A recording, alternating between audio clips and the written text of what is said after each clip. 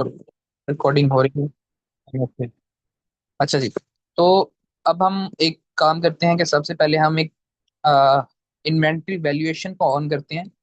Inventory valuation को on करने के लिए आपको ना दो अकाउंट चाहिए होते हैं।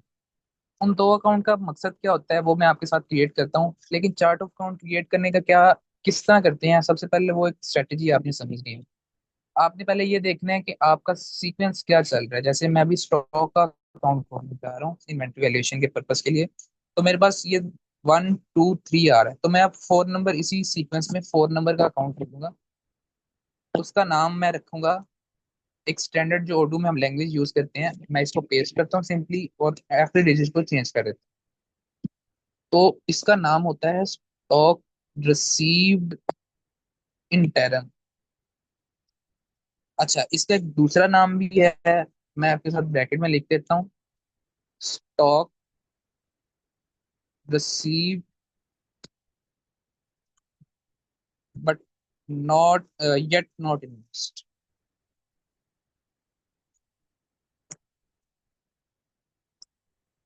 ये दो नाम यूज होते हैं। आप उनमें से कोई भी नाम रख सकते हैं। अब इसका पर्पस क्या होता है? आपने इन्वेंट्री को इन कर लिया अपने वेयर हाउस में, लेकिन अभी तक आपने उसकी इनवॉइस की, तो उसकी बुकिंग कैसे होगी? क्योंकि हम एंट्री क्या करते हैं, इन्वेंट्री टू पेबल, लेकिन अभी हमने इन्वेंट्री तो इन कर ली है, पेबल हम बुक नहीं कर सकते क्योंकि अभी हमने तक सिस्टम में इनवॉइस रेज नहीं की। तो क्या इस अकाउंट के अंदर जो है वो पार्किंग इसकी पड़ी रहती है। तो जैसे ही हम इनवॉइस बनाते हैं ऑटोमेटिकली यहाँ से बैलेंस नील हो जाता है, यानी ये टेम्परेरी अकाउंट होता है। इसको मैं अलाउ रिकंसिलिएशन करना है, सिमिलरली मैं इसको कॉपी कर लेता हूँ और नेक्स्ट अकाउंट में खोलता हूँ। न्यू करके एक हमने ये इन के लिए बना लिया और एक अब हम बनाएंगे आउट के लिए, स्टॉक डिलीवर्ड का, जो कि सेल के लिए है, अगर हमने सेल इनवॉइस अभी तक भेज नहीं की। अब यहाँ पे भी सिंपली आप ये कर, आप याद रखिए हमेशा अकाउंट का नाम स्मॉल ही होता है, लेकिन मैं सिर्फ आपकी अंडरस्टैंडिंग के लिए इसको बना रहा हूँ। ओके सो ये मैं अकाउंट नंबर इसका 1125005 सीक्वेंस हमने फॉलो करना है। ये हमारे पास एक इन्वेंट्री वैल्यूएशन अब हम ऑन करने के प्रोसेस में आ गए हैं। तो जी अब ऑन कैसे होगी इन्वेंट्री वैल्यूएशन? हमने ये दो अकाउंट ओपन कर लिए। अगर मैं रिफ्रेश दूं तो ये ऑटोमेटिकली अपने सीक्वेंस के अंदर चले जाएंगे। Let me show you. देखिए यहाँ से स्क्रॉल डाउन में करता हूँ, तो ये देखें हमने जो सीक्वेंस में डाला ये ऑटोमेटिकली वहां पे जाके पार्क हो गया। रिकंसिलिएशन आपने ऑन रखनी है, उसके बगैर आपकी इन्वेंट्री वैल्यूएशन ऑन नहीं होगी। अच्छा जी, इन्वेंट्री वैल्यूएशन के लिए कल का हमारा जो पेंडिंग टास्क था वो ये अकाउंट सबसे पहले आपने खोल लेने हैं। उसके बाद आपने जाना है इन्वेंट्री में, कॉन्फ़िगरेशन में, प्रोडक्ट कैटेगरीज में। आप जो ऑल है इसमें जाएंगे। यहाँ पे आप देखेंगे हमारे पास पहले ना स्टैंडर्ड या प्रोडक्ट्स इसके अंदर कितनी है, स्टैंडर्ड प्राइस। आप जो कंपनी ज्यादातर यूज होती है inventory valuation, average cost use करेंगे वो कहेगा कि वैल्यूएशन नहीं है। अच्छा, इसमें एक चीज और इनेबल करने वाली है, मैं आपके साथ इनेबल करता हूँ। यहाँ पे इन्वेंट्री वैल्यूएशन मैनुअल है अभी, उसको ऑन करने के लिए आपको सेटिंग्स में जाना पड़ेगा। सेटिंग्स में जाके आप जो है यूजर्स में जाएंगे। ये आपको करने की जरूरत नहीं है, जस्ट ये इनेबल नहीं हुआ था डिफॉल्ट, तो मैं इसको सिर्फ इनेबल कर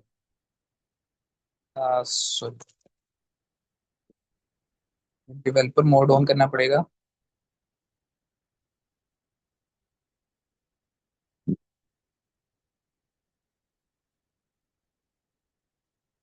जस्ट क्विकली मैं आपको उसका भी बता देता हूँ कि इसके अंदर क्या चीजें होती हैं। ये डेवलपर एंड की चीजें होती हैं। अगर आप किसी चीज को बेसिकली कस्टमाइजेशंस वगैरह के लिए यूज होती हैं, तो हमारा एज अ फंक्शनल कंसल्टेंट इतना ज्यादा रोल नहीं होता, लेकिन काफी हद तक होता है भी। जैसे अभी मैं यहाँ पे गया हूँ, यहाँ से कुछ एक्सेस राइट्स हमने अगर कंट्रोल करने हैं, ग्रुपिंग करनी है, तो ये एक एडवांस लेवल की चीज़ है, ये हम लेटर ऑन इसको कवर करेंगे। अच्छा, ये देखें मेरे पास पहले ये वाले ऑप्शन नहीं इनेबल थे, मैं ये ऑप्शन इनेबल करता हूँ। इसमें आपके साथ जो है हम चीजें मैनेज करते हैं। जैसे ये देखें, मुझे ये चाहिए था स्टॉक की ऑटोमेटिक अकाउंटिंग, ये इनेबल नहीं थी, डेट्स पे वहाँ पे वो शो नहीं होता। इसके बाद में यहाँ पे जब हम बाकी चीज़ों पे आएंगे प्रोजेक्ट के लिए, जहाँ पे हमें जरूरत पड़ेगी हम यहाँ पे दोबारा आके इसको इनेबल कर लेंगे, लेकिन यहाँ पे काफ़ी ज़्यादा ऑप्शन अवेलेबल हैं। अच्छा, मैं इसको सिंपली अब सेव कर रहा हूँ और अब हम वापस इन्वेंट्री पे जाते हैं। तो आप देखेंगे कि एक ऑप्शन जो है हमारे पास इनेबल होगा। ये देखें, पहले ये इन्वेंट्री वैल्यूएशन का ऑप्शन नहीं था। हम इसको मैं कर रहा हूँ ऑटोमेटेड। जब मैं ऑटोमेटेड करता हूँ, अब मुझे यहाँ पे उसको अकाउंट देने हैं। स्टॉक वैल्यूएशन का अकाउंट तो जो है वो stock in hand he use होगा, क्योंकि सारी इन्वेंट्री उसके अंदर ही पार्क होती है। इनपुट के लिए हमने जो अकाउंट बनाया, स्टॉक रिसीव्ड इन टर्म, ये वाला। और डिलीवरी के लिए जो है डिलीवर्ड इन टर्म, या येट टू बी इनवॉइस वाला, delivered but yet to be invoice वाला, ये वाला अकाउंट आपने करना होगा। आप सिंपली सेव का बटन प्रेस करेंगे, आपकी इस कैटेगरी की जितनी प्रोडक्ट्स हैं उनकी inventory valuation at average cost जो है वो इनेबल हो चुकी है। ठीक है जी। अभी हम प्रोडक्शन में कुछ नहीं डाल रहे, जब हम उसको मैन्युफैक्चरिंग में जाएंगे तब हम इसको कैटर करेंगे। अच्छा जी, ये हो गया हमारे पास। नेक्स्ट हम मूव करते हैं। अच्छा जी, इसमें ना एक और चीज़ है कि आपको हर कैटेगरी को जो है वो डिफाइन करना पड़ता है। जैसे मैं एक और कैटेगरी, जैसे ये कस्टम फर्नीचर है, इसको मैं इनेबल कर देता हूँ। स्टैंडर्ड प्राइस से मैंने किया एवरेज कॉस्ट पे। कंपनी की हमेशा याद रखें कि एक ही पॉलिसी होती है, आप लोगों ने पढ़ा ही होगा। तो उसी हिसाब से जो है अपने इन्वेंट्री को हर कैटेगरी में सेम रखें।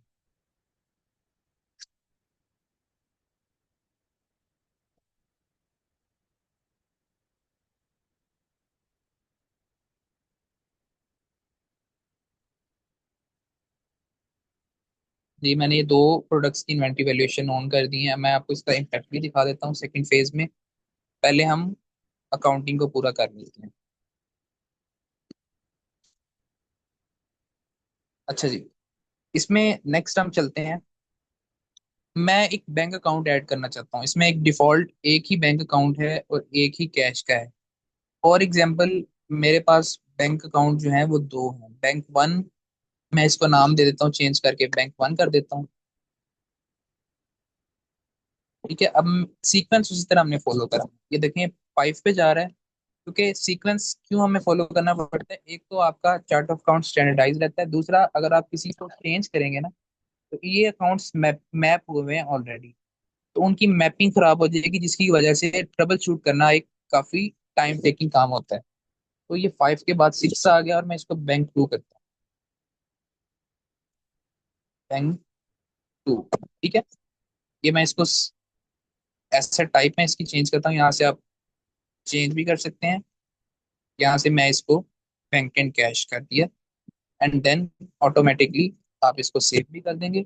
सो ये एक आपका आ गया। अच्छा जी, सिर्फ चार्ट ऑफ अकाउंट से आपका बैंक अकाउंट खुलेगा नहीं, उसके लिए आपको ना इसे एक जर्नल भी खोलना पड़ेगा, ताकि जब आप इनवॉइस की बुकिंग करें तो आपको वहां पे ये शो हो रहा हो। अगर आप ये देखें कि बैंक, ये वाला ऑटोमेटिकली बैंक वन में चला गया हुआ, क्योंकि हम वहां से हमने नाम चेंज किया, इसने ऑटोमेटिकली उठा लिया।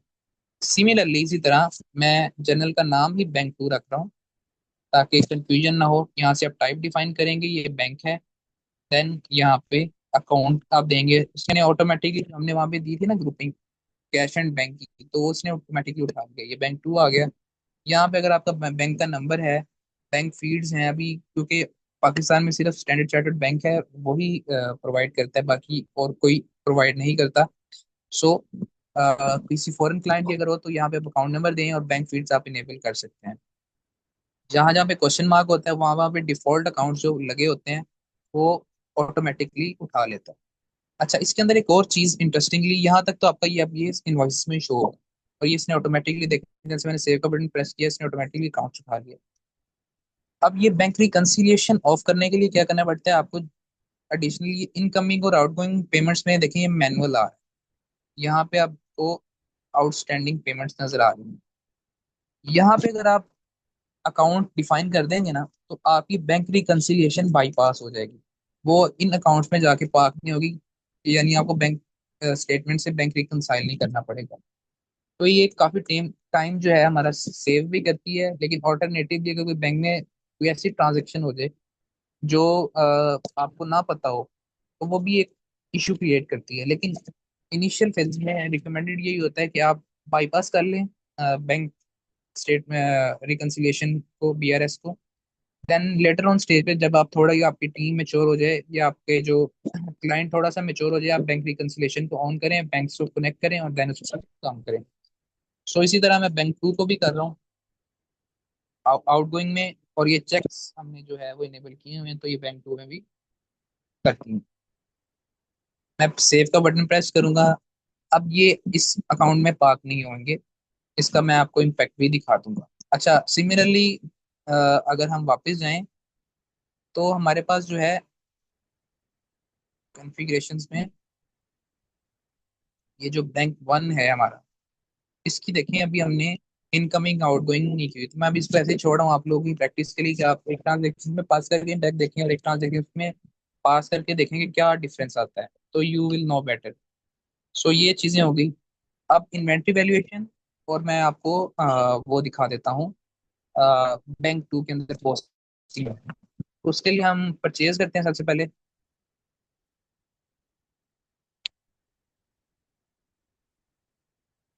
यहाँ पे कुछ डाटा लोडेड है तो मैं वही उठा रहा हूँ, रेफरेंस फॉर एग्जांपल ये है। हम इसी प्रोडक्ट को कल वाली को ही लेके चलेंगे, कस्टम शेयर को। ठीक है, टैक्स का रेट देखें आप, ऑटोमेटिकली अपडेट हो गया है। आप यहाँ पे प्राइस डाल दें, परचेज प्राइस फॉर एग्जांपल 4800 है। देन आप देखें कि ये टैक्स एक्सक्लूडिंग प्राइस आ गई, और यहाँ पे जब आप फिल्टर से जाके इनेबल कर देते हैं तो यहाँ पे टैक्स इंक्लूसिव प्राइस भी आपके पास शो हो गई है। ठीक है, तो नीचे टोटल में भी आप देखें तो हमारे पास टैक्स जो है वो शो हो रहा है, उसके बाद टोटल आ रहा है, और यहाँ पे नीचे लॉग्स मेंटेन हो रहे हैं। अच्छा जी, आप सिंपली कंफर्म करेंगे, आपकी ऑफरली की प्रैक्टिस आपकी हो गई होगी। रिसीव करेंगे प्रोडक्ट को। ठीक है, ये देखें उसने रेफरेंस भी ऑटोमेटिकली चेंज कर दिया पाकिस्तानी कंपनी के हिसाब से, वरना वहाँ पे वेयर हाउस आ रहा था दूसरी में। जिस कंपनी में कल हम प्रैक्टिस कर रहे थे वो थी सैन फ्रांसिस्को। सो यहाँ पे आप देखेंगे ओके है, ये आपका वेयर हाउस वाला करेगा वैलिडेट। देन हम ईओ पे क्लिक करेंगे, बिलिंग पे जाएंगे, यहाँ पे आप बिल डेट देंगे, मैं आज की ही दे रहा हूँ। अच्छा जी, बिल डेट के बाद जो है आप इसको सिंपली कंफर्म करेंगे। कंफर्म करने के बाद मैं रजिस्टर पेमेंट कर, इसके अंदर अब मैं जो है वो बैंक टू सेलेक्ट करूंगा। ये देखिए, अगर वहां पे मैं जनरल क्रिएट नहीं करूंगा ना तो बैंक टू नहीं आएगा। और ये जो पोस्ट डेटेड चेक्स के हवाले से बात थी, वो यहाँ पे आप इफेक्टिव डेट देते हैं कि फॉर एग्जांपल पोस्ट डेटेड है तो उसका इम्पैक्ट, फॉर एग्जांपल उसने मुझे ये चेक दिया तो इसका जो है डेट थी 15, तो अब ये 15 डेज पे जाके इसका इम्पैक्ट आएगा। यहाँ पे मैं रेफरेंस चेक रेफरेंस लिख देता हूँ, चेक नंबर फॉर एग्जांपल ये था, बैंक का आप यहाँ पे नाम दे देंगे किस बैंक का चेक था वो, तो ये इस तरह आ जाएगा। देन आप क्रिएट पेमेंट करेंगे, ये देखें पेड का स्टेटस आ गया। अच्छा, अगर हम इसकी जर्नल एंट्री देखें, कल हमारे पास ये सारा कुछ परचेज में जाके बुक हो रहा था, ये अकाउंट नहीं आ रहा था हमारे पास, परचेज आ रहा था, पेबल टू सप्लायर आ रहा था और सेल्स टैक्स आ रहा था। आज हमारे पास क्यों ये आ रहा है? क्योंकि आज हमने इसकी कॉन्फ़िगरेशन की है। मैं आपके पास इसको समझाने के लिए कल वाली कंपनी भी ओपन कर देता हूँ, सो डैट कि हमें इसका एक बेहतर आइडिया रहे।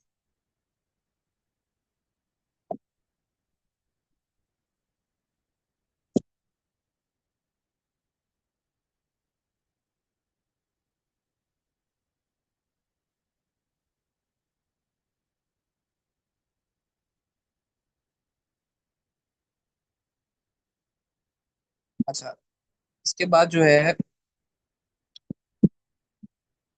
कंट्रोल वी किया।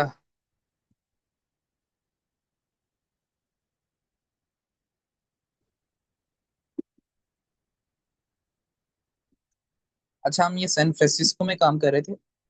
हमारी बात चल रही थी कि जो हमने कल परचेज की थी उसकी जो इनवॉइसेस हैं, आप यहाँ से भी डिटरमिन कर सकते हैं। इसमें कुछ डेमो डाटा फ्रांसिस्को में डला था और जो नई कंपनी है वो विल विड्रॉ है। सो इसमें अगर हमने ये वाली कल एक पोस्टिंग की थी कस्टम शेयर, अब मैं यह कह रहा हूँ कि यहाँ से भी आप इनवॉइस को ट्रैक आउट कर सकते हैं और आप वहां से भी कर सकते हैं अकाउंटिंग के मॉड्यूल से भी। यहाँ से आप देखें ऊपर वेंडर बिल आ रहा है।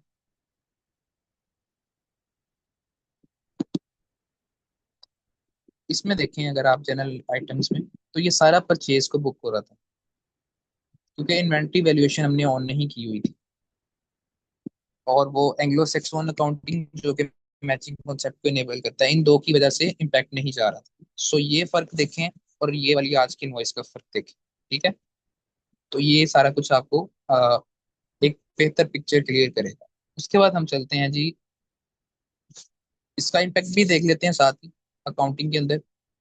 मैं अकाउंटिंग में गया हूँ, रिपोर्टिंग में गया हूँ, और रिपोर्टिंग में जाके मैं ये देखिए, अगर आप नीचे आएंगे ना तो आपको रिपोर्ट डाउनलोड नहीं करनी पड़ेगी कल की तरह। आप सिंपली प्रेस करेंगे, थोड़ा सा टाइम लेकर डाटा लोड होने में, लेकिन आपके पास ये ठीक आ जाएगा। अब ये देखिए मैंने ट्रायल बैलेंस खोला है, और ये देखें कि मैंने कहा था कि टेम्परेरी अकाउंट होता है जब तक आप इनवॉइस नहीं क्रिएट करते। तो इसका बैलेंस जो है वो जीरो जीरो हो गया, डेबिटेड होके ending balance zero. Stock in hand में वो सारा पार्क हो गया, डेबिट आ रहा है। उसके बाद हमने बैंक टू से पेमेंट की थी, तो बैंक टू जो है वो जो है हमारे पास क्रेडिट हो रहा है। उसकी रीजन भी ये थी कि बैंक टू में हमने ओपनिंग बैलेंस कोई डाला नहीं था, सो ये भी क्रेडिट में आ रहा है। उसके बाद बाकी डमी डाटा की वजह से है, सो उसके बारे में अभी हम बात नहीं कर रहे। और आपका जो है वो स्टॉक में जाके पार्क हो गया 4800, अब आपका परचेज में नहीं गया। तो ये इम्पैक्ट भी आप साथ साथ कोई ट्रांजेक्शन पास करें तो उसका इम्पैक्ट भी साथ साथ आप जो है वो देखें, ताकि आपको बेहतर आइडिया हो सके। फर्दर इसमें फिल्ट्रेशंस हैं, आप मंथ वाइज देख सकते हैं, ईयर वाइज देख सकते हैं, कस्टम डेट्स दे सकते हैं, क्वार्टर दे सकते हैं। सो कंपैरिजन में जो है आप प्रीवियस पीरियड दे सकते हैं, लास्ट ईयर के कंपैरेटिव फिगर्स लेना चाहें। कुछ स्पेसिफिक अगर आप जनरल रखना चाहते हैं तो आप वो देख सकते हैं। जैसे अगर मैं फॉर एग्जांपल बैंक टू सिर्फ देखना चाहता हूँ, तो मुझे सिर्फ ये बैंक टू की एंट्रीज जिस जिस जगह भी पोस्ट हुई होंगी बैंक टू से वो दिखा देगा। तो मेरे पास दो अकाउंट्स में आ रही हैं, एक सप्लायर में आ रही है और एक बैंक टू के इटसेल्फ चैनल में आ रही है। उसके बाद जो है आप एंट्रीज देख सकते हैं, क्योंकि ड्राफ्ट एंट्रीज भी सारी आ रही हैं, कैश बेसिस या अक्रूवल। अक्रूवल डिफॉल्ट लगा होता है, लेकिन अगर आप देखना चाहेंगे कि ड्राफ्ट एंट्री है कैश बेसिस की, तो वो भी आप देख सकते हैं। मैं आपके साथ सेकंड लिंक शेयर करता हूँ, उसमें हम फर्दर इसको डिस्कस करते हैं। Thank you.